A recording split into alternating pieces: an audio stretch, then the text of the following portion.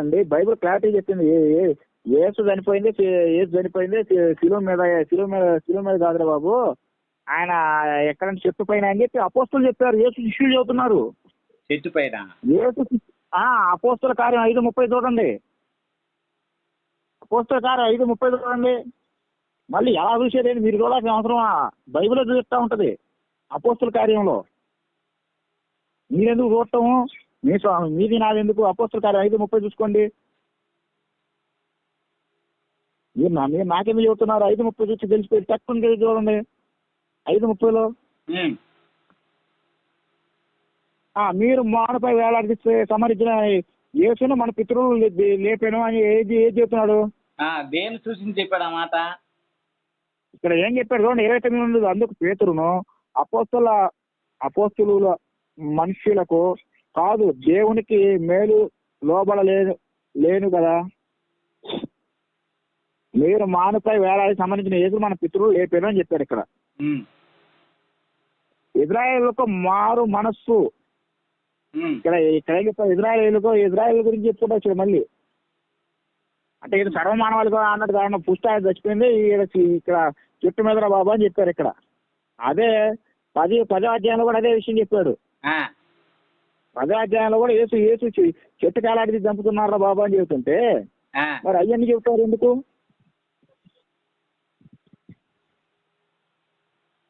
ఇక్కడ ఆయన 10:30 ఆయన యూదా దేశమందును యెరూషలేము అందును చేసిన వాటి అన్నిటికీ మేము సాక్షులము, ఆయనను వారు మ్రానున వేలాడదీ చంపిరేని ఉంది. ఏమనుంది ఇక్కడ? యేసును కూడా మానుకు వేలాడదీ చంపారని ఆయన శిష్యులు చెబుతున్నారు. అంటే అర్థమైందని కదా మీరు చెప్పిన ప్రకారం నేను అడుగుతున్నా, అర్థమైంది అంటున్నా. సిలువని మాను అంటారా అని అడిగాను. ఇప్పుడు నేను చెప్పేది వినండి బాగా. యేసు ప్రభు వారిని రోమీయులు దేని మీద వేలాడదీశారు? సువార్తల్లో మీరు చెప్పండి. సిలువ మీద వేలాడదీశారని చెప్పారు. గ్రంథంలో ఉందా? సిలువ వేశారని ఉంది. దేని మీద? సిలువ మీదే కదా. మరి వీళ్ళు ఎందుకు ఇట్లా రాశారు? అది నేను అదే అడుగుతున్నా. ఆ రాసిన వాళ్ళు ఎవరో ఏంది నాకు తెలియదు. మరి వీళ్ళేమో చెట్టుకు అంటే వాళ్ళేమో సిలువ అంటున్నారు. ఎందుకు రాశారు అంటే వాళ్ళకు ధర్మశాస్త్రాన్ని బట్టి సందేశం వెళ్ళాలా. ఇశ్రాయేలీయులు అనేటువంటి వాళ్ళు ధర్మశాస్త్రం కింద ఉన్నవాళ్ళు. ధర్మశాస్త్రాన్ని బట్టి వాళ్ళకి ధర్మశాస్త్ర రూపంలో రాను మీద అని చెప్పాడు అని అంతే. అందుకనే కదా గురుగారు వాళ్ళకి అర్థమయ్యేటట్లుగా వాళ్ళకి అర్థమైన భాషలో తెలియజేశాడు అంతే. అదే గురుగారు నేను చెప్పింది. యేసు ప్రభు గురించి వాళ్ళకి అర్థం అవ్వాల్సిన అవసరం. ఇజ్రాయేల్ ధర్మశాస్త్రం వాళ్ళకి ఆడాలని క్లారిటీ ఉంది. అందుకని యేసుని శిలువ శిక్ష వేశారు. వాళ్ళు ధర్మశాస్త్రం నేను చెప్పేదేనండి బాగా. యాక్చువల్గా అయితే ధర్మశాస్త్ర ప్రకారంగా సిలువ లేదు. ధర్మశాస్త్రం కింద సిలువ ఉండదు. ధర్మశాస్త్రం కింద రాళ్లతో కొట్టి చంపడం ఉంటది వాళ్ళకి. అవును, మరణ శిక్ష విధి. అవునవును, రోమిలు వచ్చినాక వచ్చింది. రోమ ప్రభుత్వం వినండి, నేను బాగా చెప్తాను మీకు అర్థమయ్యేటట్లుగా. చెప్పండి. నేనైతే గొర్రెని కాదులే. చెప్పండి. నిజం చెప్పడం నా వంతు, నువ్వు వినడం నీ వంతు. రేపు తీర్పులో నిలబడ్డప్పుడు దేవుడు చూసుకుంటాడు ఏదైనా కానీ. మళ్ళీ అదే అసలు ఏమో కల్పితాన్ని కొట్టుకొని మళ్ళీ దేవుడు ఉన్నాడు, దేవుడు తీర్పు అంటే నాకు నవ్వు వచ్చింది. ఇప్పుడు కూడి మాట్లాడుతుండగా యెహోవా ఆలకించకుండా ఉండునా అని అంటాడు ఒక దగ్గర.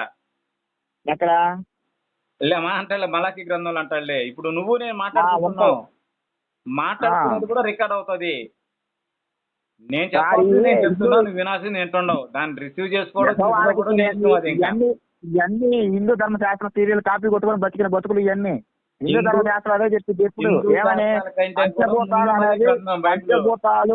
పంచభూతాలు అనేవి అన్నిటి చూస్తా ఉంటవి. అయ్యా అది అన్నిటి తీసుకుంటాయని. హిందూ శాస్త్రాల కంటే కూడా ముందున్నదే బైబిల్. అట్లా చెప్తారా? బైబిల్ వయసు ఎంత అండి? బైబిల్ వయసు ఎంత కావాలి ఇక? బైబిల్ వయసు ఎంత మీరు చెప్పండి. బైబిల్ వయసు ఇప్పటికి 6,000 చిల్లరా. 6,000 చిల్లర.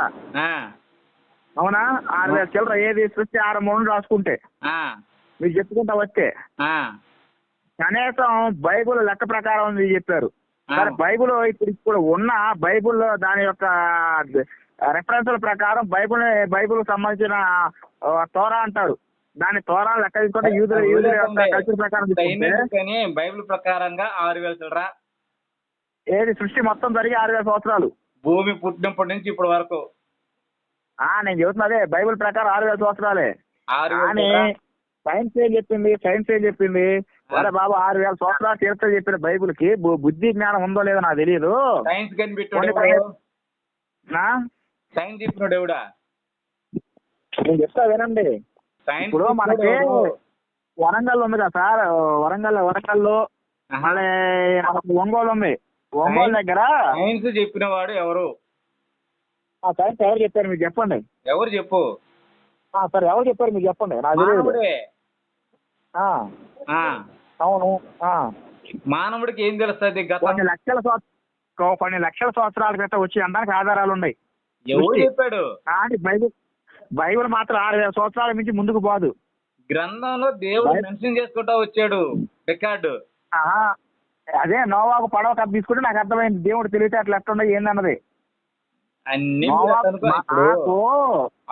చెప్పేది మీరు బైబిల్ ని అర్థం చేసుకోవడానికి నేను నోవాకు పడవ ప్రయాణం నేను చూసా. నోవాకు పడవ ప్రయాణం చూసినా నాకు అర్థమైంది బైబిల్ దేవుడు తెలివితేటలేంది, బైబిల్ సృష్టి ఎంత చేశాడన్నది. ఇప్పుడు 6 సంవత్సరాలు మీరు బైబిల్ చదివింది అర్థం చేసుకోవడానికి కాదు, విమర్శించడానికి కాదండి. మళ్ళీ మీరు ఇక్కడ యూదులు తెలియాలని చెప్తున్నా. నేను చెప్పా యూదులు క్లారిటీగానే ఉండాలి. యూదులు శిలువ శిక్ష చేసింది కూడా యేసు ధర్మశాస్త్ర ప్రకారం చేశారు.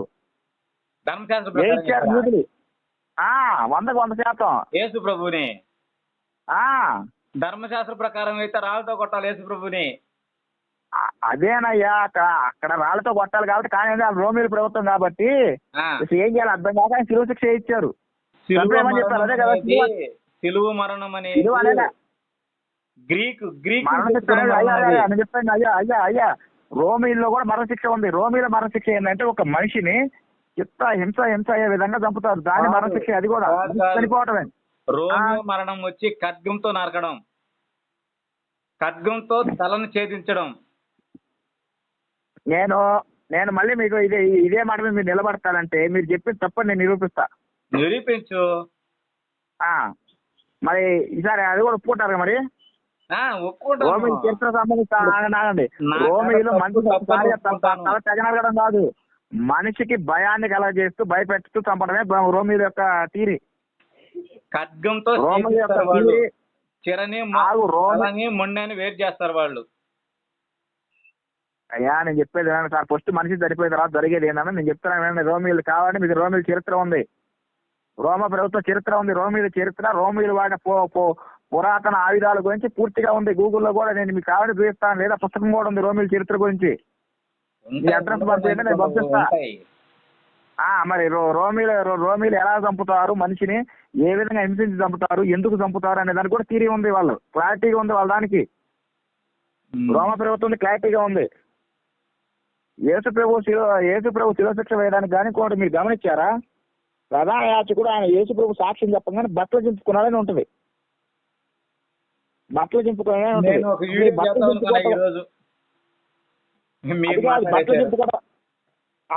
చింపుకోవటం అనే ఆచారం ఈ యూదులకు ఎప్పటి నుంచి ఉంది, అసలు ఎందుకు జరిగిద్దని అదన్నా గమనించారు మీరు? మీకు అదన్నా తెలుసా సార్? అసలు కనీసం యూదులు వాళ్ళు బట్టలు ఎందుకు చింపుకుంటారు అన్నది, బట్టలు ఎందుకు చింపుకుంటారు చెప్పండి సార్. బట్టలు బైబిల్ ప్రకారంగా ఎందుకు చింపుకుంటారు? ఎందుకు చింపుకుంటారా చెప్ప. పాత నిబంధనలు రండి నేను చూస్తా.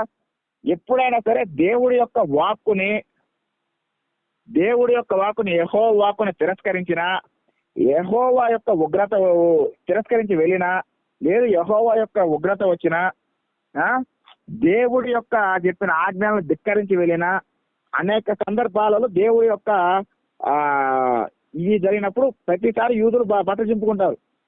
వాళ్ళ ప్రమాదం వచ్చి ప్రతిసారి, లేదా దేవుడిని క్షమాపణ కోరేటప్పుడు కూడా చేస్తూ ఉంటారు. ఆ విధంగా వాళ్ళు గోనె పట్ట కట్టుకుని ఏడుస్తూ ఉంటారు. మీకు అదన్నా తెలుసో తెలియదు. యేసు ఎప్పుడైతే నేను తండ్రి యొక్క కుడి పార్శ్వాన కూర్చొని వస్తా అన్నాడో ఆయన అదే బట్టలు చెప్పుకో అన్నాడు. వీడు చేసింది చాలన్నాడు. వీడు చేసిన దైవ సూక్షకి ఇదే కారణం అని చెప్పాడు. యేసు శిక్ష వేయడానికి ఏమవుతుంది, తాను మనకు తాను కారణం అని చెప్పాడు. యూదులు ధర్మశాస్త్రం గురించే వేరు, దేవుని సందేశాలు వేరు. సార్ ఇదిగో మీకు కావాలంటే యేసు శిలువ శిక్ష గల కారణాలు ఏంటంటే, మీకు క్లారిటీ కావాలనుకుంటే నిర్గమకాండ 21:17 వాక్యాలు, లేవికాండ 29 వాక్యాలు చూడండి. తర్వాత కొత్త నిబంధనలోకి వచ్చేసరికి యేసు తల్లిదండ్రుల విషయంలో ఏం చెప్పాడో మీరు చూసుకోండి, తెలిసిపోయింది. సరేనా? తర్వాత వ్యభిచారంలోకి వచ్చేసరికి కూడా అదే చేశాడు యేసు ప్రభు. విశ్రాంతి దిన ఆచారం ఇచ్చాడు. విశ్రాంతి దిన ఆచారం గురించి కాబట్టి నిర్గమకాండ చూడండి 31, నిర్గమకాండ 31, 15, 16 వాక్యాలు చూడండి. క్లారిటీ వచ్చి అన్నది ఏమంటారు దాని విషయంలో? విశ్రాంతి దిన ఆచారం అనేది క్లారిటీగా ఇచ్చాడు. విశ్రాంతి దిన ఆచారాన్ని యేసు వ్యతిరేకించాడు. యూదులకు కోపం తెప్పించాడు. తల్లిదండ్రులను గౌరవించాలి, తల్లిదండ్రుల విషయం అయినా సరే ఎలా పడితే అలా ఉంటూ యెహోవా ఒప్పుకోనన్నాడు. దాన్ని ధిక్కరించాడు. దానికి కోపం తెచ్చాడు యేసు. ఇక తర్వాత ఏంది, ఇక ఇది విశ్రాంతి తర్వాత చూసుకుంటే మళ్ళీ మీకు ఇది వచ్చింది. ఇప్పుడు మీరు వాటిలో ఉన్నారు కదా, వాటన్ని వ్యభిచారం విషయంలో కూడా చెప్పేదండి. మీరు వ్యభిచారం విషయంలో కూడా ఒక మాట చెప్తాడు యెహోవా. మీకు ఒక మాట ఆయన ఇచ్చే 10 ఆజ్ఞల్లో వ్యభిచారం అనేది ఒకటి ఉంది. మీకు ఆ విషయం అన్నది తెలుసా? నేను చెప్తా వినండి. మీకు ఒక విషయం చెప్తా, మీకు వినండి. మీరు చెప్పే వాటన్నిటికి ఫుల్ స్టాప్ గా ఒక లేఖనం చూపిస్తా. ఏంది?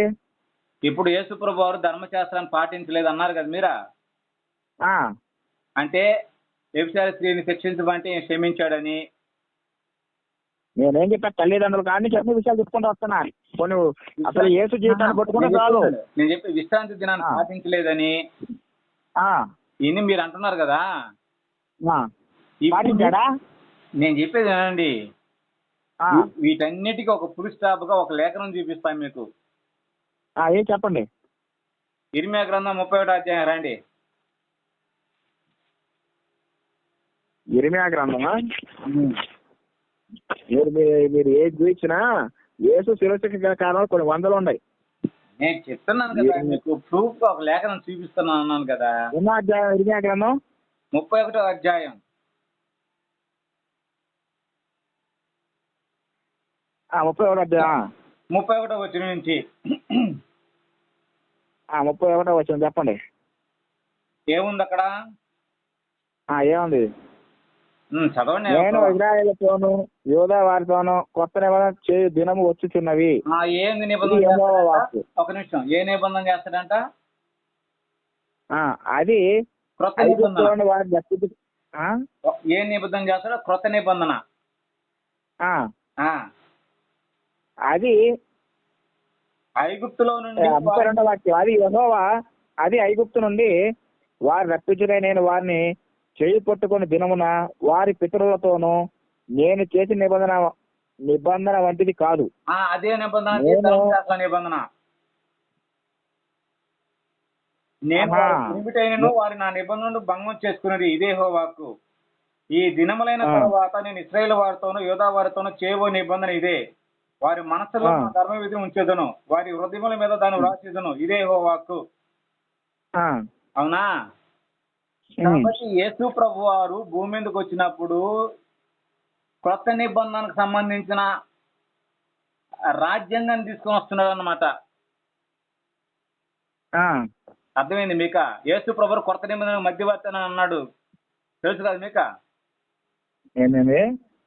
చెప్పండి. యేసు క్రీస్తు కొత్త నిబంధనకు మధ్యవర్తి, పాత నిబంధనకు మధ్యవర్తి మోషే, క్రొత్త నిబంధనకు మధ్యవర్తి యేసు క్రీస్తు. కాబట్టి పాత నిబంధన కాకుండా పాత నిబంధనకి వేరుగా క్రొత్త నిబంధన. కాబట్టి యేసు ప్రభువు చేసేది పాత నిబంధన చేయడు, క్రొత్త నిబంధన సంబంధించినట్టు చేస్తాడు. అంటే కొత్త నిబంధన అంటే యేసు ప్రభు సార్ ఏ నిబంధనలు పెట్టాడు చెప్పండి సరే. దేవుడు ఏం సెలవిస్తే ఆయనకి అవి చేసుకుంటూ వస్తుంటాడు. అదే క్రొత్త నిబంధన. మీరు పంటికి పన్ను కంటికి కన్ను అని మీరు విన్నారు కదా, అది ధర్మశాస్త్రం చెప్పింది. నేను చెప్పేది అనగా నిన్ను ఒక చెంప మీద కొట్టిన వాని వైపు రెండో చెంప తిప్పు అన్నాడు. అది కొత్త నిబంధన మాట. మరి యేసు ప్రభు నేను ధర్మశాస్త్రం నెరవేర్చడానికి మాత్రం వచ్చాను, ధర్మశాస్త్రం కొట్టివేయడానికి రాలేదు, అక్షరమైన పొల్లైన మరి అక్కడ చెప్పొచ్చు కానీ కొత్త నిబంధన నెరవేర్చడానికి వచ్చాను చెప్పకపోయా, కొత్త నిబంధన సృష్టించడానికి వచ్చాను అమాట చెప్పలేదు. ఇప్పుడు మీరు అడిగిన ప్రశ్న ఏంటంటే మత్తయి సువార్త 5వ అధ్యాయంలో ఎన్నో వచ్చిన 37 ఏదో చెప్పండి. ధర్మశాస్త్రం అంతయు సున్నైను పుల్లై చదువుతాం, లేఖనం గుర్తులేదు నాకు. నేను కొట్టివేయడం రాలేదు, పొల్లైన తప్పు కాదు, సూర్యచంద్రులో గతించవచ్చేమో కానీ ధర్మశాస్త్రం గతించదు, నా మాట పొల్లు పోదని చెప్పాడు. ధర్మశాస్త్రమునైనను ప్రవక్తల వచ్చినైనా కొట్టివే వచ్చిదని తలంచవద్దు. నేను నెరవేర్చడానికి వచ్చాను చెప్పాడు, 2-3 సందర్భాలు చెప్పాడు ఆయన. నేను రాలేదు. అవును, ఆకాశమును భూమి గతించిపోయినాయి కానీ ధర్మశాస్త్రం అంతా నెరవేరు వరకు దాని నుండి ఒక పుల్లైన ఒక సున్నైన తప్పిపోదని నిశ్చయంగా మీతో చెబుతున్నాను అన్నాడు. అవునా కదా? అవును. ఇప్పుడు యేసు ప్రభు వారు బ్రతికే దినాలు ధర్మశాస్త్ర గ్రంథాన్ని బతికాడు. ధర్మశాస్త్ర ప్రకారంగానే సున్నతి చేసుకున్నాడు ఆయన. ధర్మశాస్త్ర ప్రకారమే ఉన్నాడంటావు? ధర్మశాస్త్ర కిందే ఉన్నాడు. మీరు ఉన్నాడు అనుకుంటే సరిపోయిద్దా? ధర్మశాస్త్రం నేను చెప్పేది అండి, బాగా వినండి. మాట్లాడండి. చెప్పండి ఇంకా ధర్మశాస్త్ర ప్రకారం ఉన్నాడు, ధర్మశాస్త్ర ప్రకారం తిన్నాడు, ధర్మశాస్త్ర కిందే జీవిస్తున్నాడు యేసు ప్రభు వారు. ఇంకా ధర్మశాస్త్రం కింద జీవించిన ప్రతి ఒక్కడు కూడా ధర్మశాస్త్రాన్ని పాటించకుండా తప్పిపోయినాడే. అర్థమైందా? అదే అంత ధర్మశాస్త్రబద్ధంగా ఉన్నాడు కాబట్టి యేసు ప్రభుని వీడి సైతాన్ సంబంధి అని అన్నారు కదా. అంత ధర్మంగా బతికాడు కాబట్టి వీడి సైతాన్ సంబంధి అన్నారు కదా. ఇప్పుడు అంటే అక్కడ ఉన్న జనమేమో ధర్మశాస్త్రం తెలియని మూర్ఖులు, ధర్మశాస్త్రం అనుసరించిన జాతకాని వాళ్ళు, యేసు అక్కడ మాత్రం ధర్మశాస్త్రం తెలిసినవాడు. అంతే కదా మీరు చెప్పేది? యేసు ప్రభు అన్నాడు కదా మాట వాళ్ళతో, ఏమనే మీరు ధర్మశాస్త్రంలో ప్రవక్త లేఖనైన ఎరుగరు అని అన్నాడు. తెలిస్తే వాళ్ళు ఎందుకు మాట్లాడతారు? వాటి యొక్క సారం అసలు. ఇప్పుడు ఒక్కోసారి పిచ్చోడు కూడా అంటాడు, ఒరే మీరు పిక్కలు వాళ్ళరా అంటారా? అంత మాత్రం అంటే పిచ్చోడు అన్నది మాత్రం జనం అందరూ పిచ్చోళ్ళు అవుతారా, లేకపోతే పిచ్చోడు అవుతాడా? నేను నీకు నిజం చెప్తే నువ్వు అట్టే మాట్లాడుతూ ఏం చెప్పాలి నేను ఇంకా? నేనేమన్నాను గురువు గారు, ఇప్పుడు ఒక పిచ్చోడు ఉన్నాడు, పిచ్చోడు కూడా అందరినీ వీళ్ళందరూ పిక్కల వాళ్ళు పనికి మాలని రాళ్ళు దిగుని కొడతా ఉంటాడు. అంటే వాడి దృష్టిలో జనం పిచ్చోళ్ళు అనుకోవాలా, జనం దృష్టిలో వాడు పిచ్చోడు అనుకోవాలా? ధర్మశాస్త్రం యొక్క సారం ఎరిగిన వాడు యేసుక్రీస్తు. అందుకనేనా తల్లిదండ్రుల మధ్యలో గొడవ పెట్టడానికి వస్తాను, అందరిని విడగొట్టడానికి వస్తానని చెప్పి అందరిని రెచ్చగొట్టి కనీసం ధైర్యంగా కూడా బతకలేక కొండల్లో బతుకుతా ఎక్కడ వాళ్ళు ఏదో జనం రాళ్ళు కొట్టుకోగానే దాక్కొని పారిపోవటము, ఇవన్నీ చేసింది యేసు ప్రభువే కదా. అంటే నెరవేర్చడం ఇన్ని రకాలు ఉంటాయి అనమాట. అంటే యూదులు రాళ్ళు కొట్టుకోగానే పారిపోవటము, దాక్కొని ఈ కొండల్లో బతకటము. ఇప్పుడు తమ్ముళ్ళు కూడా అది అంటే ధర్మబద్ధం అంటే అది, అంతే కదా మీరు చెప్పేది? ఇప్పుడు నేను చెప్పి ఒక మాట చెప్తావా?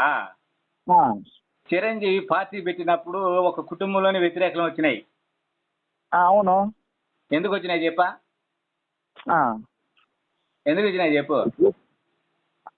సార్ ఇప్పుడు దేవుడు కాను మనిషికి ఒకటే అంటారు మీరు. ఎందుకు వచ్చినాయి అంటున్నా. సార్ మీరు చెప్పండి. చిరంజీవి పార్టీ పెట్టినప్పుడు ఒక కుటుంబంలోనే ఒకరొకరికి పడకుండా రచ్చలు వచ్చినాయి. ఎందుకు వచ్చినాయి? పార్టీ పరంగా. నేను చిరంజీవి కోటేస్తాను, నువ్వు చిరంజీవి కోటేయకూడదు, వీళ్ళకి వేయాలని చెప్పి వీళ్ళు. అలాగనే ఎవరైతే క్రీస్తునందు సత్యం ఉన్నది ఎరిగి వస్తారో ఒక కుటుంబంలో, అలాంటి ఎరగకుండా ఉండేటువంటి వాళ్ళకి వీళ్ళకి విరోధం ఏర్పడుతుందని ముందుగానే చెప్పాడు. అది దాని అర్థం. అలా చెప్పారంటారా? మీరు మీ ఉద్దేశాలు మీ అయ్యి ఉండొచ్చు, కానీ ఇక్కడ విషయం ఏంటంటే ఇక్కడ ఏం శివశక్తి గల కారణం తల్లిదండ్రులు గౌరవించమని క్లారిటీ చెప్పాడు. తల్లిదండ్రులు దూషించినా సరే ఏమన్నా అన్నా సరే వాడి శిక్షకు పాత్రుడు అని చెప్పాడు. యేసు ప్రభు ఎవరైనా సరే తల్లిదండ్రులు దూషించమని చెప్పినట్టు దూషించినట్టు ఏదైనా ఉందా? ఎందుకు మీకు అలాంటి సందర్భాలు కావాలంటారా? అంతేగా మీకు కావాల్సింది చూపించండి. ఇప్పుడు ఏం అవసరం, ఒక శిష్యుడు తండ్రి చనిపోయిన అంత్యక్రియలు చేసుకుంటే చేసుకొని లేదు, అది వాళ్ళకి అవమానపరచడం కాదు తండ్రిని. అక్కడ ఒక పదం వాడాడు, గుర్తుంది మీక? నేను చెప్పేదేనండి, చచ్చినాడు బూడ్చి పెట్టుకుంటారు అన్నాడు. అది ఏంటంటే అక్కడ ఆ కాంటెస్ట్ లో ఉన్నటువంటి రోలింగ్ ఏంటి అసలు? చెప్పండి సార్, మీరు చెప్పండి. ఇప్పుడు యేసు ప్రభు చెప్పేదండి, తల్లిదండ్రులు ద్వేషించమని క్లారిటీ చెప్పాడు. ఏం చెప్పలా. భార్య అంటే ఎవడు నా శిష్యుడు కాలేడని లోకాసు వార్త 14:26 చెప్పాడు. అదే మాట మత్తయి వార్త 10:37 చెప్పాడు. తల్లిదండ్రులు ద్వేషించడానికి చెబుతుంటే ఇంకేంది మళ్ళీ అంటే ఆయన క్లారిటీ చెబుతుంటే. తల్లిదండ్రులను ద్వేషించమని ఏ కోణంలో చెప్పాడు? ఏ కోణంలో చెప్పాడు? మళ్ళీ కోణాలు కూడా ఉన్నాయట యేసుకి. మరి లేవంటావా కోణాలు? మళ్ళీ మీకు తెలిసిన కోణాలు మీరు రాసుకోండి, అందుకని చెప్పేది. ఇప్పుడు బైబుల్ అనే దాన్ని మీద కోపం కలిగాడు అనుకో, ఊరికనే వచ్చి మీ మీద కోపమా? రాదు. ఊరికి ఎందుకు వచ్చింది? రాదు కదా, కారణం ఉంటది కదా. అలాగనే ప్రభు చెప్పిన మాట కూడా కారణం ఉంటది. ఆ కారణం ఏంటో మనం తెలుసుకోవాలా. అక్కడ తల్లిదండ్రులు దేశించమని చెప్పడమే పెద్ద కారణం అసలుకి యేసు శిలువ శిక్షలో. తల్లిదండ్రులు అసలుకి ఏం విషయం ఏంటంటే వాళ్ళ తల్లిని కూడా ఏమన్నాడు, ఎవరు నా తల్లి, ఎవరు నా సోదరుడు అని కూడా అన్నాడు కదా. అవును. సొంత తల్లి, అయ్యా మీ అమ్మ వచ్చిందయ్యా బాబు, మిమ్మల్ని కలవడానికి వచ్చిందయ్యా అని చెప్పినా అదే మాట అన్నాడు. అవును. అలాగే తల్లిదండ్రులను అన్నదమ్ములను అక్క చెల్లెలను భార్య పిల్లలను వదులుకోమని చెప్పాడు. స్వర్గంలో 100 రెట్లు వచ్చిందని చెప్పాడు. ఇక్కడ వదులుకుంటే స్వర్గంలో వచ్చిందా? గ్రంథంలో ఒక మాట ఉంది తెలుసా? అది కాదండి, ఇక్కడ వదులుకుంటే నీకు స్వర్గంలో 100 రెట్లు వచ్చింది అంటే 100 మంది తల్లులు 100 మంది తల్లులా? నేను చెప్పేదండి గ్రంథం అదే విద్యూరం. అబ్రహాముకు పుట్టిన కుమారులు శరీరం బట్టి కుమారులు అనబడరంట, విశ్వాసాన్ని బట్టి కుమారులు కంచబడతారంట. మరి దానికి అర్థం ఏంది? అంటే ఇప్పుడు మరి ఈసాకుని ఎలా ఇచ్చాడు? విశ్వాసాన్ని బట్టి ఇచ్చారా లేకపోతే ఆయన శరీరాన్ని బట్టి ఇచ్చాడా దేవుడు? విశ్వాసాన్ని బట్టి. ఇస్సాకు అబ్రహాంకి విశ్వాసాన్ని బట్టి కుమారుడు అయినాడు. ఎవరు అయినా మీరేం చెప్పారు? వాక్యం మళ్ళీ చెప్పండి, ఒకసారి రిపీట్ చేయండి. సరే, ఆ వాక్యం ఏం చెప్పారు? గ్రంథం చదువుతాం చూడు. ఇందాక మీరేం చెప్పారు? అబ్రహాముకి శరీరాన్ని బట్టి అయ్యారు కానీ విశ్వాసం వల్ల కాదని మీరే చెప్పారు. మళ్ళీ ఇప్పుడు గ్రంథం చదువుతాం చూడండి. గలతీ పత్రిక 3వ అధ్యాయం. సార్ అసలు ఈ పత్రికలే పెద్ద రాంగ్. అసలు పత్రికలు అనేది చెప్పాలి, యేసు పోయిన తర్వాత ఎప్పుడో రాసుకున్న పత్రికలు. ఎవడిష్టం వచ్చింది వాడు రాసుకున్నాడు. పౌలే కాసేపు నేను రోమిన్ అని చెప్తాడు, పౌలే కాసేపు నేను రోమిన్ అని చెప్పాడు, కాసేపు నేను వాడిని చెబుతాడు, ఈయన చెబుతాడు. మీరు ఒక మాటతో తప్పని మరి పత్రికలు చెప్తారండి. పత్రికలు 100 రకాలుగా రాసుకున్నారు. ఈ తర్వాత యేసు పోయిన తర్వాత గొప్పగా చేసుకోవడం 100 రకాలుగా రాసుకున్నారు. రాసుకుంటారా? మరి ఏంది ఇప్పుడు అక్కడ నువ్వు అసలు యేసు దాకపోతావు ఎందుకు? టీటీ సాయిబాబు ఉన్నాడు. టీటీ సాయిబాబు మనకు తెలిసిన వ్యక్తిగా, ఈ స్వతంత్ర సంగ్రామం సమయంలో వ్యక్తిగా. ఇప్పుడు మనుషులు 1980 దాకా టీడీ, 1980 దాకా 90 దాకా టీడీ పరిస్థితి ఏంది? సాయిబాబా భక్తులు స్థాయి తెలుసా? మనుషులు ప్రపంచవ్యాప్తం అయ్యాడు. మనుషులు రాసుకున్నారు అని అంటే దాన్ని నమ్మనే వల్లే, దానికోసం మన విశ్వాసం పెట్టడం వల్ల అన్ని మన శరీరాన్ని కంట్రోల్ చేసుకోవాల్సిన అవసరం. మనుషులు దేవుడు రాయించాడంటే, దేవుడు అంటే యేసు ప్రభు చనిపోయిన తర్వాత కూడా స్త్రీకి ఉపదేశించడానికి అది అధికారం లేదని చెప్పాడు. అది కరెక్ట్ అంటావు మరి? ఏంది అంటే స్త్రీకి ఉపదేశించే అధికారం లేదని చెప్పాడు, మగవాడికి ఎదురు ఏదో మాట్లాడే అర్హత లేదని చెప్పాడు. అర్థం కాల? ఇవన్నీ కరెక్ట్ అండి. యేసు ప్రభు చనిపోయిన తర్వాత వచ్చిన మాటలు ఇవన్నీ పత్రికల్లో చెప్పి నేను చూస్తా. మరి సంఘంలో స్త్రీ మౌనంగా ఉండాలని చెప్పి గ్రంథం చెప్పింది. యేసు ప్రభు పోయిన తర్వాత చెప్పారు మరి స్త్రీ నెత్తి మీద గుడ్డేసుకొని తిరగాలని చెప్పారు. మరి ఈ రోజు చేసుకొని తిరుగుతున్నారా? తిరగకపోతే మనం ఏం చేస్తాం దానికి? మరి ఇప్పుడు అలానే పాపం చేస్తున్నట్టే అంటైతే ఒకటి గుర్తు పెట్టుకొని, మానవ తప్పిదములకు దేవుని గ్రంథం బాధ్యత కాదు. అలాగే స్త్రీల గురించి ఇంకో వాక్యం కూడా 2-3 వాక్యాలు మేము చూపించాడు. మరి యేసు ప్రభు చనిపోయిన యేసు ప్రభు శిష్యులు చెప్పింది మానవ తప్పిదాలకి దేవుడు పాత్రుడు కాదంటున్నాను కదా. మానవ తప్పిద అసలుకి ఇవన్నీ తప్పులని. ఎందుకంటే ఇప్పుడు సున్నతి ఎవరు పెట్టారు? సున్నతి ఎవరు తీసేశారు చెప్పండి సరే. సున్నతి సున్నతి అనేది ఎవరు తీసేశారు? కొత్త నిబంధన తీసేసింది. కొత్త నిబంధనలు ఎవరు తీసేశారు? యేసు చెప్పారు అక్కడ సున్నతి తీసేయమని. సున్నతి ఎవరు తీసేశారు? యేసు ప్రభు శిష్యులు వాళ్ళు వీళ్ళు కూర్చొని మాట్లాడుకొని తీసేశారంట. అంటే యెహోవా గాలికి పోయాడు, యెహోవా పెట్టిన నియమం గాలికి పోయింది. యేసు చెప్పలే, యేసు కూడా గాలికి పోయాడు. వాళ్ళు వీళ్ళు కూర్చొని మాట్లాడుకున్నది నియమం అనమాట. నేను ఇందాక మీతో చెప్పింది దాని ఆఖరికి బతుకుతున్నారు. దేవుడు క్రొత్త నిబంధన చేస్తామన్నాడా? సరే, సున్నతి ఎవరు తీసేశాడు? సున్నతి అనేది కొత్త నిబంధనలు ఎక్కడ ఎలా తీసేశారు చెప్పండి? కొత్త నిబంధన ప్రకారంగా సున్నతి లేదు అని అన్నాడు అంతే. అదే సున్నతి ఎవరు తీసేశారు? లేదని వీళ్ళు చెప్పారా? సున్నతి లేదని. ఇప్పుడు నువ్వే కదా చదివావు, నాకు చెప్పావు కదా. ఏమని? వాళ్ళు వీళ్ళు కూర్చొని మాట్లాడుకున్నారు నాకు సున్నతి విషయంలో వచ్చి గొడవ వచ్చినప్పుడు. అంటే వాళ్ళు వీళ్ళు మాట్లాడుకుంటే అది అది అంటే దేవుడి నియమం. అది గ్రంథం ప్రకారంగా నిర్ణయం తీసుకున్నారు వాళ్ళు. ఆలోచన వాళ్ళు చర్చించుకున్నారని ఉంది గ్రంథం ప్రకారం. సరే, ఆ చర్చ గ్రంథం ప్రకారం నువ్వు ఎక్కడైనా సరే నువ్వు ఈ రోజు నేను క్రైస్తవుడుగా మారుతాను, నువ్వు గ్రంథం ప్రకారం వాడు సున్నతి తీసేశాడు చర్చ వేసుకుని నువ్వు నాకు చూసి ఎక్కడో ఇప్పుడు ఈ రోజు నేను నా పుస్తకాలు తప్పని చెప్పి క్రైస్తవం గొప్పదని చెప్పి నేను క్షమాపణ చెప్తాను. నేను చెప్తా వినండి, నేను చెప్తా వినండి బాగా. గ్రంథం ప్రకారం ఏంటి వాళ్ళు పరిస్థితుకున్నారని ఉంది. ఇప్పుడు పేతురు గ్రంథం ప్రకారం మాటలు చెప్తారు. ఇప్పుడు అపోస్తుల కార్యం 15వ అధ్యాయంలో ఉండే సమాచారం చెప్తున్నాను నాకు. అక్కడ ఏంటంటే కొంతమంది, నేను చెప్పేదేనండి బాగా, క్రైస్తవులుగా అవ్వాలంటే యేసుక్రీస్తునందు విశ్వాసం ఉంచాలంటే ధర్మశాస్త్ర ప్రకారంగా కూడా యూదులు సున్నతి చేసుకోవాలి అన్నిలు అని అంటాడు. అన్నిలుగా ఉండేవాళ్ళు సున్నతి చేసుకోరు, యూదులు సున్నతి చేసుకుంటారు. అంత్యోక్యలో అన్నిలు యూదులు ఇద్దరు కలుసుకొని యేసుక్రీస్తునందు విశ్వాసం నుంచి సంఘంగా ఉండారు. అప్పుడు యెరూషలేము నుంచి కొంతమంది అంత్యోక్య పోయి మీలో అన్నిలు కూడా ఉన్నారు కాబట్టి వాళ్ళు సున్నతి చేసుకోవాలని చెప్పి ప్రోద్బలం చేస్తారు. ఆ విషయంలో అక్కడ వాదన వస్తుంది వాళ్ళతో. వచ్చినప్పుడు సరే ఇక్కడ కాదు కానీ ప్రభు యొక్క శిష్యులు యెరూషలేములో ఉన్నారు తెలిసిన వాళ్ళు, అక్కడికి వెళ్ళండి, వాళ్ళు ఏం తీర్మానం చేస్తే అదేం చెప్తారు. అప్పుడు పౌలు బర్నబా అక్కడికి వస్తారు. ఎక్కడికి? యెరూషలేముకి వస్తారు. యెరూషలేముకి వచ్చిన తర్వాత యెరూషలేములో అక్కడ పేతురు, యోహాను, యాకోబు వీళ్ళందరూ కూడా కూర్చొని సున్నతి చేయొచ్చా చేయకూడదు అన్యులకి క్రీస్తునందు ఉన్నటువంటి వారికి డిసైడ్ చేస్తారు వాళ్ళు. ఎలా డిసైడ్? దీనాధారంగా వాళ్ళు మాట్లాడుకొని మరి అయిపోయింది కదా. ఇంక బైబుల్ ఇంకేముంది? ఇంకా తొక్కలో ఇంతసేపు మాట్లాడి అయిపోయింది కదా. ఏంది ఏమని చెప్పాడు అక్కడ? యెహోవా ఏం చెప్పాడు? యెహోవా పాతగా క్లారిటీ చెప్పాడు, మీ శరీరం అందు ఇది నిత్య కట్టడ అని చెప్పేశాడు. నిత్య కట్టడ అని చెప్పేశాడు యెహోవా. ఏది? సున్నతి విషయంలో.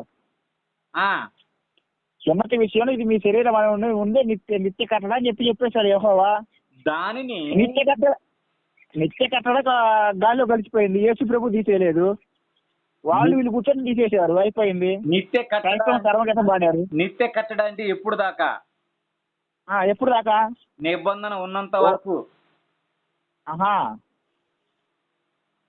నిబంధన అది ఉంటది, నిత్యమైన కట్టడది. సహజంగా మా గ్రంథాల్లో ఏంటంటే ఒకసారి చెప్పారంటే ఇది ఇది ఇది ఇది స్థిరం అంటే స్థిరం అంతే. అది గ్రంథాన్ని బట్టి ఎట్లయినా ఉంటది అనుకో.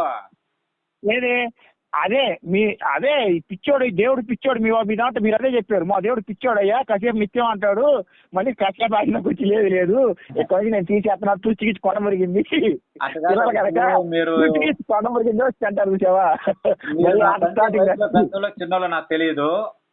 గురుగారు మీరు చెప్పినట్టే గురుగారు. మరి ఇప్పుడు ఏంటంటే అంటే ఆయనకు వచ్చిన దేవుడు మనసు మార్చుకున్నాడా? వదిలే అబ్బాయి, కోరుకో వదిలేదా? ఇప్పుడు ఏదైనా కానీ గ్రంథం ఒక దానికి స్టేట్మెంట్ ఇచ్చుకుంటా వస్తుంటది. ఏమని? స్టేట్మెంట్ మారుతానే ఉండగా స్టేట్మెంట్ ఎక్కడ కరెక్ట్ గా ఉంది చెప్పండి. ఇప్పుడు మీరే చెప్పారు, అప్పుడేమో అసలు నిత్య కట్టడం అనేది కరెక్ట్ అని అక్కడ నుంచి వచ్చింది. అక్కడ నుంచి వచ్చి కొత్త నెలలో వచ్చి కొట్టేశారన్నారు. ఎట్లా కొట్టేశారా అంటే వాళ్ళు వీళ్ళు కూర్చొని మాట్లాడుకున్నారు, యేసు ప్రభు శిష్యులు అని చెబుతుంటారు. అయిపోయా, యేసుతో కూడా పని లేదు. యేసు ప్రభు శిష్యులు కూర్చొని మాట్లాడుకున్నారు. సరేరా, మనకు లాభం లేదు, ఓకే, కోసుకుంటే కష్టము, బ్లడ్ గారిద్ది, మనకు వద్దు, సరే ఈ రోజు నుండి ఈ చేద్దాము, ఈ కోతలు వద్దు రోతలు వద్దు అని, అంతే కదా. ధర్మశాస్త్ర ప్రకారంగా వాళ్ళు లేరు. ధర్మశాస్త్రం కొట్టివేయబడింది క్రీస్తునందు. ఆ. కాబట్టి దాన్ని కట్ చేసేసి సున్నతొద్దు అన్నారు. అదే సున్నత అనేది అదే వీళ్ళకి వీళ్ళు చెప్పిందేగా. యేసు వచ్చి ఏం మాట్లాడలేదు, పౌలు కనపండి యేసు వచ్చి వీళ్ళతో మాట్లాడి చెప్పొచ్చుగా. వాళ్ళు ఏమైనా సొంతగా తీసుకునే నిర్ణయాలు అయ్యి అంటే యేసు ప్రభు వచ్చి మాట్లాడా? సరే ఎవరికైనా చెప్పాడు అక్కడ? వాళ్ళు తీసుకునే నిర్ణయాలకి పరిశుద్ధాత్ముడు ప్రేరేపణ ఉంటది. కనీసం అండి పరిశుద్ధాత్మ ప్రేరణ అన్నారు. కనీసం ఆ సందర్భం అన్న పరిశుద్ధాత్మ ప్రేరణతో నిర్ణయం తీసుకున్నారన్న మీరు చూడండి ఒక్కసారి మీరు చూడండి. కనీసం మీరు చెప్పారు అక్కడ పరిశుద్ధాత్మ ప్రేరణతో ఆ తీర్మానం చేశారని చెప్పారు. చూడు వాళ్ళు చర్చించుకొని వాళ్ళు కూర్చొని ఊరే కోసుకుంటున్నారు అని ఇదేం మాట్లాడుకున్నారని ఏమని లేఖనం చూపించానా? పరిశుద్ధాత్మ ప్రేరణ అనేది ఇది చిన్న తీసేసింది. చూపించమంటావా అంటున్నా. మీరు చెప్తే నీకు నేను లేఖనం చూపిస్తావా అన్నావు, నేను చూపిస్తామంటున్నా. అట్టగా సార్ మీ ముక్కేదని ఎప్పుడు చూపించాలి. మీరేం చెబుతారు? మీ ముక్కేదంటే కాలు కిందగా చేయి పెట్టి తోళ్ళ కిందగా తీసుకొని మళ్ళీ ఎనకవాళ్ళు తిప్పి తల చుట్టూ తిప్పి ఇదిగో ఇక్కడ ఉందగా అంటున్నావు. మీలాంటి వాళ్ళు ఇలాగంతా తెలిసి గ్రంథంలో ఒక మాట రాయించాడు. చూడాలంటే కావాలంటే మీలాంటి వాళ్ళు ఇలాగ ఆలోచిస్తారు అంటారని తెలిసే దేవునికి గ్రంథంలో అలాంటి విషయం రాయించాడు అనమాట. పేతురు రాసిన 2వ పత్రిక చూడండి. మీరు చూడండి, నేను మీకు కావాల్సిన కౌంటర్ మీకు రెడీ చేసి పెడతాను. చూడండి పేతురు రాసిన 2వ పత్రిక 1వ అధ్యాయం. పేతురు రాసిన 2వ పత్రిక 1వ అధ్యాయం. మీరు పేతురు అంటున్నారు. చూడండి ఒకసారి చూడండి. పేతురు రాసిన 2వ పత్రిక 1వ అధ్యాయం 20-21 వచనాలు ఏమున్నాయి? 21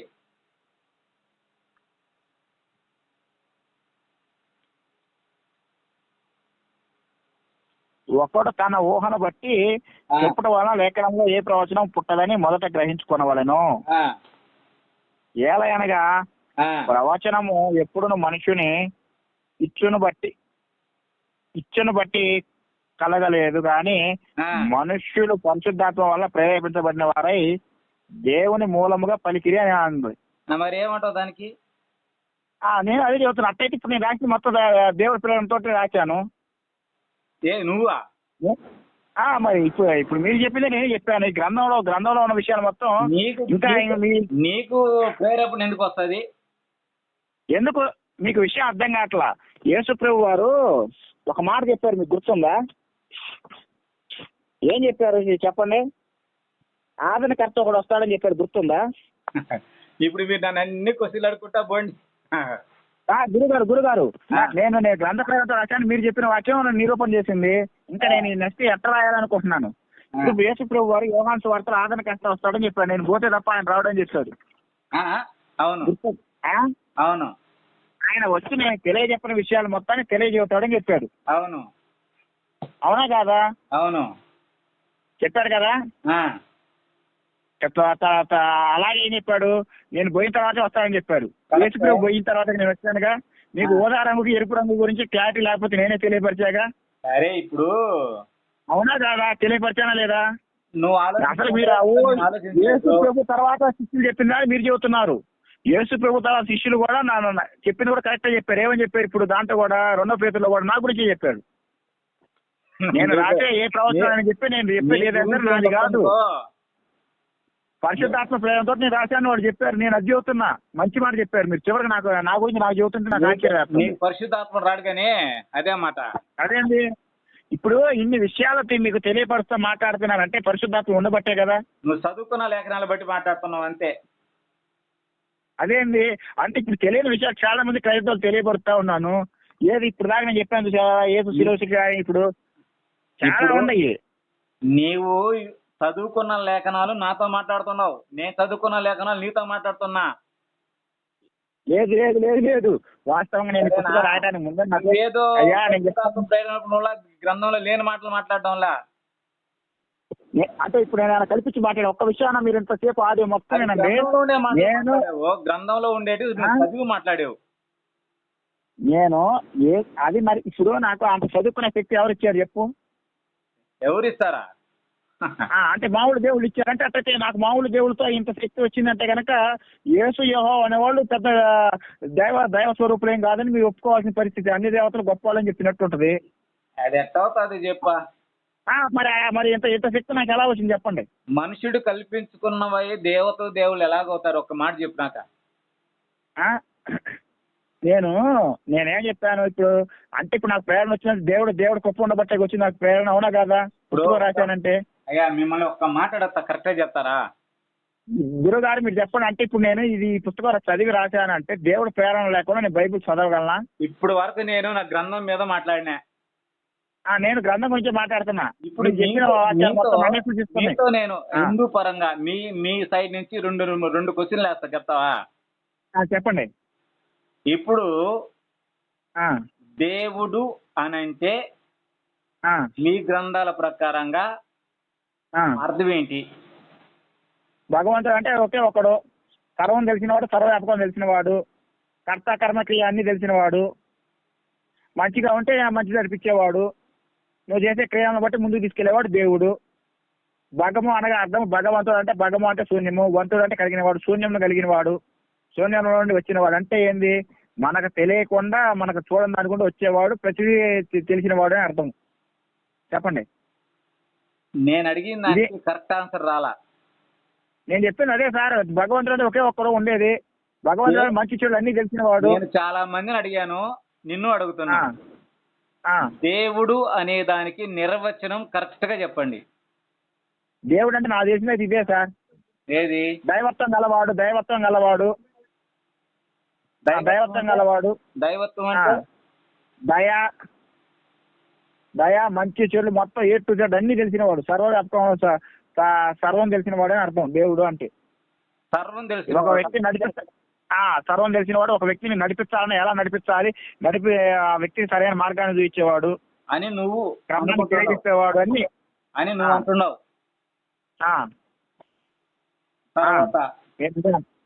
నా ఒపీనియన్ అదే. ఇప్పుడు అదొక క్వశ్చన్ నీకు, తర్వాత ఆన్సర్ ఇస్తాలే మీకు. రెండో క్వశ్చన్, నువ్వు నమ్మిన వారిలో ఎవరు దేవుడు? ఎలా దేవుడు? ఎవరు? నేనేం చెప్తున్నాను? దేవుడు అనేవాడు ఒక్కడేనయ్యా అని నేను చెబుతున్నాను. ఇప్పుడు మీ ఆవిడ ఉంది, మీ ఆవిడ చెప్తానండి. నువ్వు నమ్మిన వారిలో ఎవరు దేవుడు? ఎలా దేవుడు? ఇప్పుడు చిన్న విషయం. నేను అసలు దేవుడు అనేవాడే ఒక్కడని, మళ్ళీ నువ్వు నమ్మిన దేవుళ్ళలో అంటావేది నాకు అర్థం కాదు. దేవుడు అనేవాడే ఒక్కడని చెప్తుంటే దేవుడు అనే అయినా యెహోవా నువ్వు అంటావా? ఎవరు? అసలు దేవుడు అనేవాడు ఒక్కడే. కానీ నేను చెప్పేది ఏంది? శాంతము అన్ని తెలిసినవాడు దేవుడు. నేను ఒక జాతిని ఎంచుకున్నాను. దేవుడు అనే పదానికి ఆయనే చెప్పుకోవాలా. దేవుడు అంటే ఇలాగుంటాడు అని ఆయన చెప్పుకోవాలా. నువ్వు ఇస్తే నిర్వచనం కుదరదు. సరే సరే మీరు చెప్పండి. రాజుకి రాజు నిర్వచనం చెప్పుకోవాలా, నువ్వు చెప్తే కుదరదు. Okay okay okay. కలెక్టర్ యొక్క నిర్వచనం ఏంటో చెప్పుకోవాలా, అది ఓకే, నువ్వు చెప్తే కుదరదు. అలాగే దేవుడు కూడా, దేవుడు అంటే ఎవరు? అదే మీరు చెప్పింది కరెక్ట్. ఇది మాట కరెక్ట్. ఎవరికి వాడు చెప్పుకోవాలి నిర్వచనం. అందుకని యేసు కూడా అదే చెప్పుకున్న నిర్వచనం ఏమని? నేను సత్పురుషుని కాదు, దేవుడు అప్పుడే సత్పురుషుడు అని చెప్పుకున్నాడు. యేసు కూడా అదే చెప్పాడు. కరెక్ట్. ఎవరి గురించి వాడు చెప్పుకోవాలి. యేసు కూడా అదే చెప్పాడు. రాజు గురించి చెప్పాలన్నారు, పక్కన చెప్పకూడదు అన్నారు కాబట్టి దేవుడి గురించి కూడా నేను చెప్పకూడదు, దేవుడి గురించి చెప్పుకోవాలన్నారు కాబట్టి యేసు అదే చెప్పుకున్నాడు. నేను సత్పురుషుడు కాదు, దేవుడు అప్పుడే సత్పురుషుడు. ఇంకెట్ రావద్దు. చెప్పండి. మీ సైడ్ నుంచి అడుగుతున్నా, నేను అడుగుతున్నా. మీరు అన్న కోణం అయితే కరెక్టేనని చెప్పా. దేవుడు అంటే నిర్వచనం చెప్పండి. 1, 2 నువ్వు నమ్మిన దేవుళ్ళలో నువ్వు నమ్మిన వారిలో ఎవరు దేవుడు? ఆయన ఎలాగ దేవుడు? నీ సైడ్ నుంచి నేను అడుగుతున్న ఆన్సర్ అది నువ్వు నాకు చెప్పాలి ఇప్పుడు. నేను దేవుడు అనేవాడు ఒక్కడే అనే సిద్ధాంతాన్ని నమ్ముతాను ఫస్ట్. అంటే ఏంటంటే సృష్టిలో ఉన్న శక్తి మొత్తాన్ని, సృష్టిలో ఉన్న ప్రతి దాంట్లో నేనేననుకుంటాను చెప్పింది దేవుడు ఒక్కడే అని బైబిల్ కూడా చెప్పింది. అది కాదనడానికి వీలు. ఇప్పుడు ఎగ్జాంపుల్ సార్, నేను చిన్న ఎగ్జాంపుల్ చెప్తా వినండి. మీరున్నారు, మీ ఆవిడకి ఏమవుతారు? భర్తనవుతా. భర్తనవుతారు. మీ కొడుక్కి తండ్రినవుతా. మీ మనవడికి తాతనవుతా. సరే, ఇప్పుడు నాలాంటి వాడికి ఏమవుతారు? ఒక స్నేహితుడు, సహోదరుడు, ఒక స్నేహితుడు అవుతారు. అవునా? అదే మీకు అన్నుంటే తమ్ముడు ఉంటే అన్న అవుతారు. ఒక మనిషిని అంటే అంటే మీరు ఉన్న ఒకే ఒక వ్యక్తి. మీ పేరేందండి గురుగారు? నా పేరు మనోహర్. మనోహర్ గారు ఒకే ఒక్కళ్ళు ఉన్నారు. మనోహర్ అనే ఒక వ్యక్తిని అంటే వాళ్ళకున్న కోణంలో వాళ్ళు చూసినప్పుడు వాళ్ళు ఒక్కొక్క వ్యక్తి ఒక్కొక్క అయ్యాడు. ఏది మీ భార్యకు వచ్చేసరికి భర్త అయిపోయావు, కేవలం నాకు ఒక్క మనోహరే. కానీ యొక్క కొడుకు వచ్చేసరికి తండ్రి అయిపోయాడు. అదే ఒక్క మనోహర్ ఏమయ్యాడు? కోడలకు వచ్చేసరికి మామ అయ్యాడు. ఒక్క మనోహరే ఆ చుట్టుపక్కల ఉన్న దాంట్లో అనేక విధాలుగా అయ్యాడు. ఇప్పుడు నేను అదే చెప్తున్నా, నువ్వు దేవుని ఏ కోణంలో చూస్తే ఆ కోణంలో కనపడతాడు. నేను చెప్పట్లా. భగవద్గీతలో శ్రీకృష్ణుడు వారు చెప్పాడు. భగవద్గీతలో శ్రీకృష్ణుడు వారు ఒకటే చెప్పాడు, నువ్వు ఆస్తికుడు అనుకో, నువ్వు నాస్తికుడు అనుకో, నన్ను దేవుణ్ణి అనుకో, దెయ్యం అనుకో, ఈవెన్ నువ్వు నన్ను దెయ్యం అనుకో, ఏదైనా అనుకో, నువ్వు ఎలా అయినా చూడు, ఎలా అయినా పిలువు. ఇప్పుడు నేను అవన్నీ అడగడంలా, నేను కరెక్ట్ గా స్ట్రైట్ గా 2 క్వశ్చన్లు వేసాను. వాటి 2 క్వశ్చన్లకు ఆన్సర్ చెప్పేసి చూద్దాం. అయిపోయింది, నేను చెప్పా కదా సార్. నాకైతే దేవుడు ఒక్కడే. నువ్వేం చెప్పలా. దేవుడు అనే పదానికి నిర్వచనం ఏంటి? నేను చెప్పా, దైవత్వం గలవారు. సింపుల్ గా అయితే సర్వం తెలిసిన వాడు, సర్వజ్ఞ ఎవరు చెప్పేసాను. మీరు నమ్మిన దేవుడు ఎవరు? ఆయన ఎలాగ దేవుడు అయినాడు? నేను నమ్మేది సర్వేశ్వరుడిని. సర్వేశ్వరుడు అంటే సర్వము సర్వ ఈశ్వరుడు. తీరా ఈశ్వర పేరు ఈ సృష్టి మొత్తాన్ని ఏ పేరైనా పెట్టుకోవచ్చు. ఇప్పుడు మనోహర్ అయినా పెట్టుకోవచ్చు, ఏముంది? పేరు మనోహరే. ఆ దేవుడి పేరు మనోహర్, ఏముంది? నువ్వు ఏ పేరు పెడితే ఆ పేరు వస్తా అని చెప్పాడు కదా. మనోహర్ కానీ అది పిచ్చుక దేవుడి పేరు అంతే. అదే పిచ్చుక. అందుకే గ్రంథం ఏమనిందంటే, దేవునికి ఇవ్వాల్సిన మహిమ తీసుకొని వెళ్ళి చతుష్పాద జంతువుల యొక్కయు, పక్షుల యొక్కయు, మృగముల యొక్కయు ప్రతిమా స్వరూపంగా మార్చిరని అంటాడు. ఇప్పుడు మొత్తము సర్వము దేవుడు సర్వం ఒకటి అనుకున్న వాడితే ఎప్పుడు ప్రమాదం లేదు. ఎందుకు? అన్నిటినీ యాక్సెప్ట్ చేయగలడు. కేవలం ఒక్క దాంట్లోనే ఉన్నాడు. మీరు ఒకే పేరు పెట్టుకున్నాడు. మీరు ఒకే పేరు, మరి ఆ ఒక్క పేరు కూడా మీకు క్లారిటీ లేదు. యేసు దేవుడా, పరిశుద్ధాత్మ దేవుడా, యెహోవా దేవుడా అన్నప్పుడు క్లారిటీ లేదు. సరే మీరు చెప్పండి, ఇంతకీ ఆ ముగ్గురులో ఎవరు దేవుడు చెప్పండి.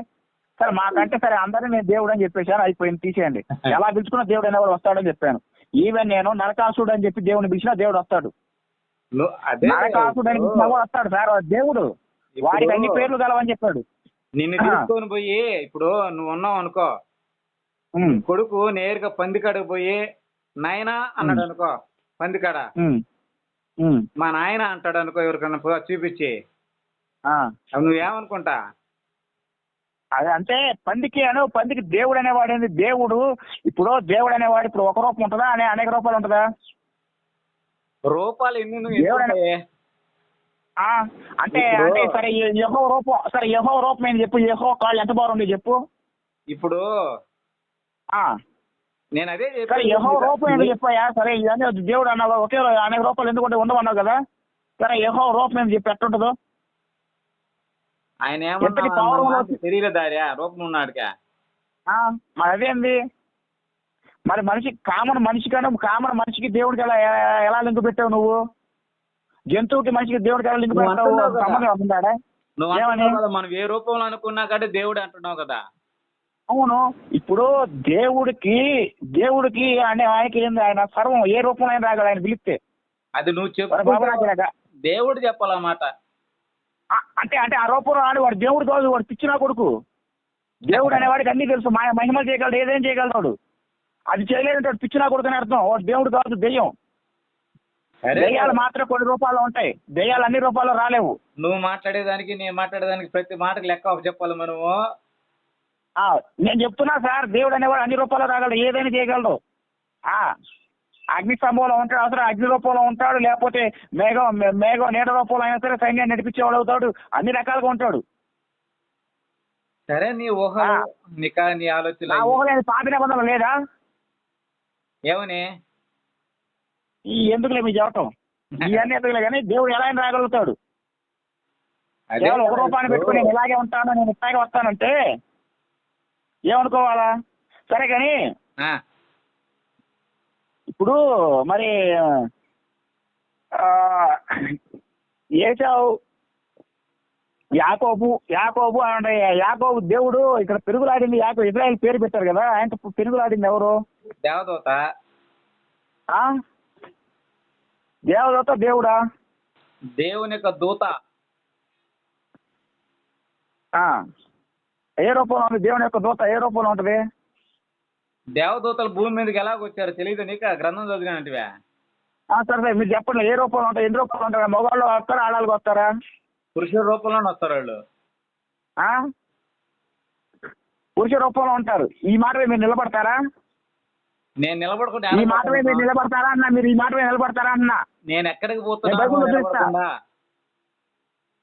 ఒకవేళ ఇప్పుడు ఓడిపోతాను, ఏమవుతుంది? సరే మీరు ఒప్పుకుంటారు ఇక బైబుల్ ఎప్పుడు పట్టుకొని బైబుల్ నాకు తెలియదు అని ఇక పట్టుకోనని ఒప్పుకుంటాడే నీకు చూస్తా, ఇప్పుడే నీకు సాక్ష్యం చూస్తా. ఇప్పుడు మీరు చెప్పారు గురుగారు పురుష రూపంలో ఉంటారని, కాదని నేను నిరూపిస్తాను ఇప్పుడే, మీకు ఆధారం చేస్తా. ఒప్పుకుంటారు ఇక బైబుల్ జీవితంలో బైబుల్ పట్టుకోకూడదు. ఇప్పుడు నువ్వు నాకు ఏదైనా ఒక విషయం చెప్పావు అనుకో, ఒరే నాకు తెలియదని చెప్పింది అనుకుంటా. అది సరే బైబుల్ నాకు తెలియదని ఒప్పుకుంటారు. సరే బైబుల్ పట్టుకోవద్దాను కానీ అంత రాక్షస మనస్తత్వం నాకు లేదు కానీ బైబుల్ గురించి జీవితంలో నాకు తెలియదని ఒప్పుకుంటారా? మనకు అన్ని తెలియదు కదా మనకు. నువ్వు చెప్తే తెలుసుకుంటావు, ఏమవుతుంది? నీ ద్వారా ఒక విషయం తెలుసుకుంటాను. అదే సార్, మీకు తెలిసినాక సరే అదని ఒప్పుకుంటారా? మీకు తెలిసిన రూపంలో అయితే నాకు బైబుల్ తెలియదని మీరు ఒప్పుకుంటారంటే నేను ఇప్పుడే మీకు సాక్ష్యం చేస్తా. అట్లా కాదు, నువ్వు ఏదన్నా ఒక పాయింట్ చెప్పినప్పుడు నాకు తెలిస్తే తెలిసిందని చెప్తా, లేదంటే నీ ద్వారా తెలుసుకుంటా. ఏమవుతుంది? దానికి తప్పే ఉంది. నేను కూడా నేర్చుకున్నామండే కదా వాళ్ళ దగ్గర. అంటే ఇప్పుడు దాకా మీరు నాతో నేర్చుకున్నామని మాట్లాడుతున్నారా? తెలిసి కాదా? నేర్చుకున్నామని కాదు, మీరేం నేర్పించినా నేర్చుకున్నాడికా? మీరు నాకు నేర్పించింది ఏముంటది? నేను చెప్పినదే కదా నీకు. ఇప్పుడు నా వాస్తవం మీరు నా దగ్గర నేర్చుకుంటున్నారు కూడా. ఎందుకంటే ఒక వ్యక్తి ఒక పాయింట్ వేస్తే ఎలా తప్పించుకోవాలి ఏంది ఇవన్నీ అంటే ఎలా ఈ అబ్బాయి పుస్తకం నేర్చుకున్నారు చాలా విషయాలు. గురువు గారు ఇప్పటికీ నేను చెప్తున్నా, ఈవెన్ ఈ రోజు చెప్తున్నా, మీకు స్టార్టింగ్ లో చెప్తా, మీరు డిబేట్ చేయాలంటే నా ఒక్కరితో కాదు, నా పుస్తకం కూడా డిబేట్ చేయాలంటే క్రైస్తవ సంఘంలో ఉన్న ప్రపంచంలో పాస్టర్ల మొత్తాన్ని తీసుకొని రండి, కూర్చొని మాట్లాడదామని చెప్పా. పల్లేరుకాయలు 100 ఉంటే ఏం లాభం చెప్పా? నేను అదే చెప్తా. ఎందుకంటే వీళ్ళందరూ డబ్బు అని తిరిగే ఏదో మంది ఎవరు అయిపోయారు ప్రపంచ పాస్టర్లు మొత్తం. సరైనవాడు ఏమన్నా దొగుతాడేమో చెప్దాం అనుకున్నా. నేను ఒక మాట చెప్తాను, వింటావా? ఇప్పుడు నేను ఒక మాట చెప్తా వినండి. ఇప్పటికైనా ఒక మాట చెప్తాను ఫైనల్ గా. లింక్ పెట్టకూడదు. యేసు ప్రభు చెప్పేది నువ్వు ఆయన చెప్పినటువంటి ఆ ప్రవక్త ఎవరో కాదు, ఆ వ్యక్తిని నేనైనా విషయం మీరు గమనిస్తారని అనుకుంటున్నాను నేను. ఏంది యేసు ప్రభు గారు చెప్పినట్టు ఆదరణకర్త నేనని ఇప్పుడు కానీ గమనిస్తారని అనుకుంటున్నాను. ఇక గమనించకపోతే మీకు కష్టం. ఇక అంతిమంలో మీరు ఇక మామూలు కష్టాలు అనిపిస్తారు. ఇక అర్థం కాలే. ఇప్పటికైనా గుర్తించండి దయచేసి. యేసు ప్రభు చెప్పిన ఆదరణకర్త ఎవరో కాదు నేనే. సైతాన్ సంబంధం అయితే ఓడిపోయేవాడిని. నీకు ప్రతి దానికి ఆధారం చేస్తున్నా అంటే యేసు ప్రభు చెప్పిన ఆదరణకర్త ఎవరో కాదు నేనే అన్న విషయం ఇప్పటికైనా గుర్తించండి గురువు గారు. ఏ పాయింట్ వదిలేవయ్యా నువ్వు. సరే ఇప్పటికైనా మీరు గుర్తిస్తారని నేను మనస్ఫూర్తిగా అనుకుంటున్నాను. ఏమి లేదు, గ్రంథాన్ని బాగా చదువు. ఒకటి ఏంటి గురుగారు, విమర్శకుడుగా కూర్చోబాక బైబిల్ కాడ. నేను విమర్శకుడుగా నేనేం కూర్చోవాలి, నేను ఒక సాధారణ వ్యక్తిగా కూర్చొని మాట్లాడుతాను. పరిశీలకుడుగా కూర్చో. పరిశీలకుడుగా కూర్చుంటేనే నీకు సంగతులు అర్థం అవుతాయి. విమర్శకుడుగా కూర్చుంటే ప్రతిదీ నీకు అలాగే ఉంటుంది. గురువు గారు నేను చెప్పేదేనండి, నేను ఇంకా నేను చెప్పేదాన్ని మీ క్రైస్తవ పార్టీలో విమర్శిస్తారు. ఎక్కడేం దొరుకుతుందా విమర్శిద్దాం అనుకుంటా వచ్చినాం అనుకో, ప్రతి లేఖనం విమర్శగానే కనబడుతుంది. ఇప్పుడు చాలా మంది ఏమంటారు చెప్పేది లేదు. ఇప్పుడు చాలా మంది అసలు విమర్శించడానికి వచ్చిన అందరూ సంకనాకపోయారు, అది ఇది మా ముందు నిలబడలేకపోయారు అన్నారు. నేను విమర్శ ఎక్కడా చేయలే, నేను ఉన్న విషయాలు చెప్పాను. ఏమని చెప్పాను, నాతాను సోలమాను వీళ్ళ గురించి కూడా మాట్లాడినప్పుడు ఒక పాస్టర్ అయితే ఏం చెప్పాడు, నాతాను సోలమాను ఏమంటే మీకు తెలియదండి, నాతాను అనే ఆయన దేవుని ప్రవక్త అండి, ఈ నాతాను వేరండి, నాతాను అనే ఇంకొక ఆయన అండి, వీళ్ళు వేరండి. నాతాను ఒక్కొక్క రాజుకు 2-3 పేర్లు ఉన్నాయండి బైబుల్లో. ఆ బైబుల్లో ఉన్న పేర్లు ఎవరంటే ఇది నాతాను పేరు కూడా సోలమాన్ కూడా చెప్పుకో ఉండొచ్చు అని చెప్పాడు. ఇస్తే ఎవరే సిగ్గులేదంటారు బాబు, నువ్వు పాస్టర్ అని చెప్పుకున్నా సిగ్గా లేదురా అని చెప్పి చూపించా. మొదటి దినవృత్తాంతాలు 3వ అధ్యాయం 5వ వాక్యము, మరి 2వ సమయాలు కన్నా సంబంధించి ఈ మొత్తం చూపించా. ఏం చూపించావు?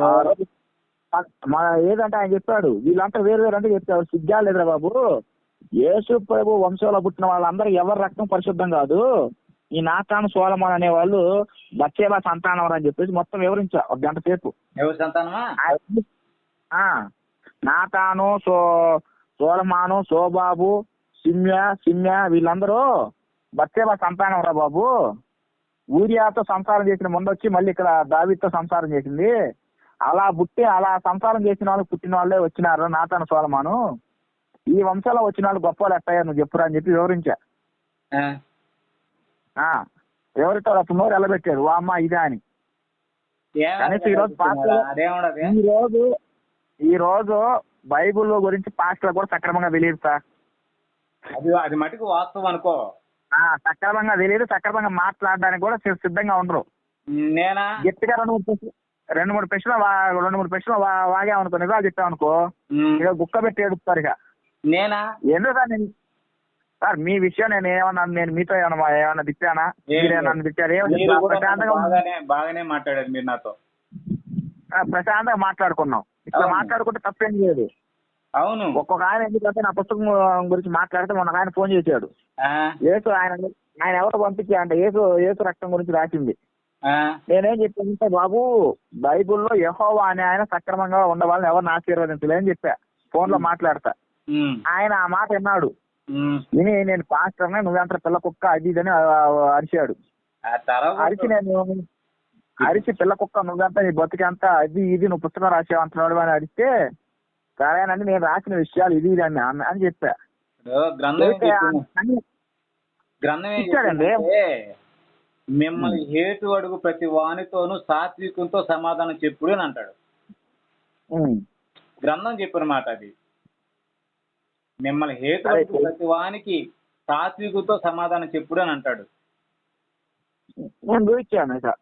కానీ నాకు విషయం ఏంటంటే సరే మీరు అనుకున్న ప్రకారం సరే కనీసం మీరు ఫస్ట్ అడిగారు గుర్తున్నా సరే సోలమాన్ రక్తమే అనుకున్నాం సార్. మీరు అన్నట్టుగానే మరియ ఒంట్లో కూడా సోలమాన్ రక్తమే ఉందనుకున్నా. యేసు ప్రభు రక్తం పరిశుద్ధత అయితే రాలేదుగా. అవునా కాదు మీరు చెప్పండి. యేసు ప్రభు వారు ఇప్పుడు సరే మరియ ఒంట్లో ఉన్నది సరే మరియ ద్వారానే యేసు ప్రభు వంశం వచ్చింది అనుకున్నాము. సోలమాను ద్వారానే యేసు ప్రభు పుట్టాడు. సోలమాను వంశంలోనే అంటే ఏది సోలమాను యొక్క మరియ యొక్క పూర్వీకుడు అనుకున్నాం. లేదా నాతాను అనుకున్నాం కాసేపు. నాతాను వంశంలో నుండి ఎవరు వచ్చింది? ఈ మరియమ్మ వచ్చింది అనుకున్నాం. మరియమ్మ వచ్చింది అనుకున్నా సరే అది కరెక్ట్ అండి. అంతకు ముందు ఉన్న వంశ చరిత్ర చూస్తే ఎవరెవరి పేర్లు ఉండే? అబ్రహాం పేరు ఉంది. అబ్రహాము ఎవరిని పెళ్లి చేసుకున్నాడు? ఇప్పుడు వేలనగర్ పెళ్లి చేసుకుని చారాన్ని పెళ్లి చేసుకు చెల్లెలో ఆ రక్తమే వచ్చింది. చెల్లెలో అన్నా జిల్లాలో సంసారం చేసిన రక్తమే వచ్చింది. దాంట్లో ఏసాకు వచ్చాడు. ఆదాము అవ్వకు పుట్టినటువంటి బిడ్డలు అన్న అక్క చెల్లెలు అవుతారా వేరే అవుతారా? వాళ్ళు అన్నా జిల్లాలే అవుతారు. మరి వాళ్ళు పెళ్లి చేసుకుంటేనే కదా జనం వచ్చింది భూమి మీద. సరే సార్ ఒకసారి తర్వాత ఇది చెప్పేది ఇవన్నీ ఎప్పుడు యెహోవా అక్రమ సంబంధం అని చెప్పేశాడు. ఎక్కడ? 18వ అధ్యాయంలో చెప్తాడు. లేవి కాలంలో చెప్పేశాడు. అక్కడి నుంచి మీరు కట్టుబాటుగా ఉండాలని చెప్పాడు. లేవి కాండంలో చెప్పాడు అనుకున్నాం. లేవి కాండం తర్వాత నుండి మీరు తీసుకున్నా బోయాజ్ ఎక్కడవాడు? బోయాజ్ ఎక్కడవాడు? సార్ ఇక్కడ రాహాబు అనేది ఆ 5 గ్రంథాల తర్వాత వచ్చింది. యెహోషువ టైంలో వచ్చింది. యెహోషువ టైంలో ఉంది. రాహాబు అనేవి ఎరుకో పట్టణస్తురాలు. సార్ అదే సార్ నేను చెప్పింది ఏంది, ఇప్పుడు సరే ఆ ముందు విషయం తీసేద్దాం, రాహాబు విషయం తీసేద్దాం గురుగారు. సరే ఏది ఏది దాని ముందు ఏది 5 గ్రంథాల ముందు అబ్రహాం గురించి ఉంది కాబట్టి తీసేద్దాం. సరే అప్పుడు తెలియదు. తర్వాత అయితే యేసు ప్రభు యెహోవా నియమ నిబంధనలు పెట్టాడు, ఎవరితో ఉండాలి, ఎలా ఉండాలి అన్నది, పరిశుద్ధత ఏంది అపరిశుద్ధత ఏంది అన్నది పెట్టారు అనుకున్నాం. సరే అబ్రహాం తీసేద్దాం. అది తర్వాత చూసుకుంటే యోధా విషయంలోకి వచ్చేటప్పటికి జరిగింది కూడా తీసేద్దాం. తర్వాత చూసుకుంటే ఇక్కడ ఎవరు ఉంది, రాహాబు సెల్మా ఉంది, పెళ్లి చేసుకున్న వాళ్ళు. ఇక్కడ రాహాబు సెల్మా విషయంలోకి వచ్చేసరికి రాహాబు ఒక వేశ్య, వేశ్యని సెల్మా పెళ్లి చేసుకున్నాడు. మరి అక్కడ పరిశుద్ధత ఉందా? సరే ఆ పైకి తీసేద్దాం. మీరు చెప్పండిలే, ఒక వేశ్యతోట ఒక వ్యక్తి సంసారం చేస్తే పుట్టిన పిల్లవాడిదే పరిశుద్ధ రక్తం ఉంటుందా? ఒక విషయం చెప్తా ఏనండి. రాహాబ్ అనేవి ఎరుకో పట్టణంలో నివాసం చేసే ఒక స్త్రీ, ఎరుకో పట్టణస్తురాలు. ఎరుకో పట్టణంలో ఆమె వృత్తి ఏంటంటే, ఆ జీవనం ఏంటంటే ఆమె శరీరం అమ్ముకొని బతకడమే. వేస్తే కదా, వేస్తే గ్రంథం చెప్పింది కదా వేస్తే అని. వేస్తే అయినప్పటికీ ఇశ్రాయేలీయుల దేవుడైన యెహోవాను గురించి పరిపూర్ణంగా వినిందని, విని ఆ దేవుని గురించి సాక్ష్యం ఇచ్చింది. అక్కడికి వచ్చిన వేగుల వారితో విశ్వాసం ఉంచింది. మీ దేవుడు నమ్మదగిన వాడు, మీ దేవుడు శక్తిమంతుడు, ఈ పట్టణాన్ని అప్పగిస్తాడు, నాకు తెలుసు అని నమ్మి వాళ్ళని చేర్చుకొని వాళ్ళకి రక్షణ ఇచ్చి పంపించేసింది. పంపించేసిన తర్వాత ఆమె శాపగ్రస్తురాలని కూడా రాశారు కదా బైబుల్లో. మరి దాన్ని ఏమనుకోవాలి?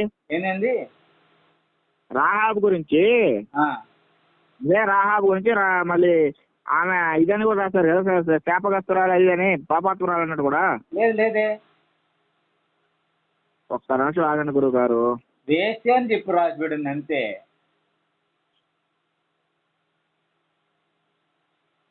యెహోషువ గ్రంథంలో ఉండదా? యెహోషువ 2వ అధ్యాయంలో 2వ అధ్యాయంలో ఆమె వేస్తే అని చెప్తా, ఆమె వృత్తిని బట్టి అని చెప్తాడు అనమాట.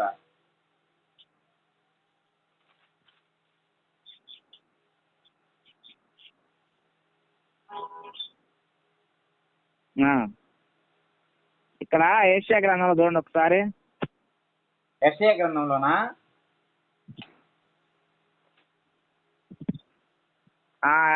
లేదా యోబు గ్రంథం అయినా తీసుకోండి, యెషయా అయినా తీసుకోండి. యోబు గ్రంథం 26:12 చదువుతాం. యోబు గ్రంథం 26:12 చూడండి. చేస్తున్నాం.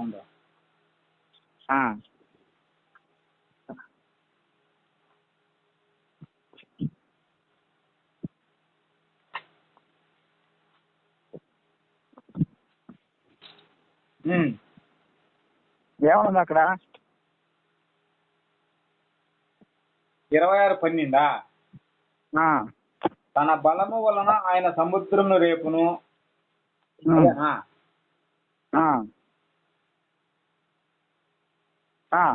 ఏముంది మరి తర్వాత? తన వివేకం వలన రాహాబును, తన వివేకం వలన రాహాబును పగలగొట్టును.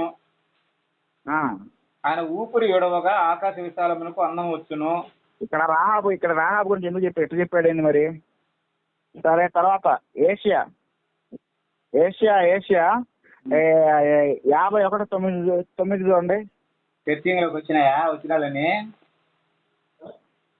చూడండి సార్. నేను ఎందుకంటే ఇది నా పుస్తకంలో రాసిన విషయాలు ఇవన్నీ. నేను మీతో నా పుస్తకం మీతో మాట్లాడుతున్నా. ఓకే మంచిది కదా.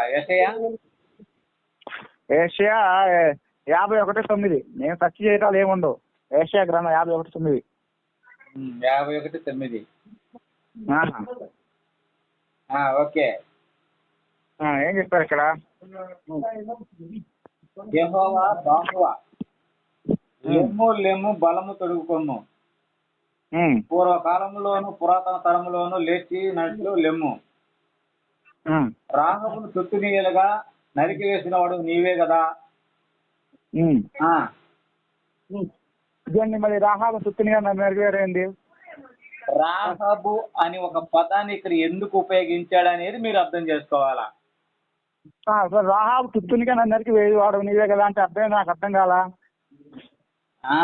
దాన్ని నువ్వు అర్థం చేసుకోవాలా. అంటే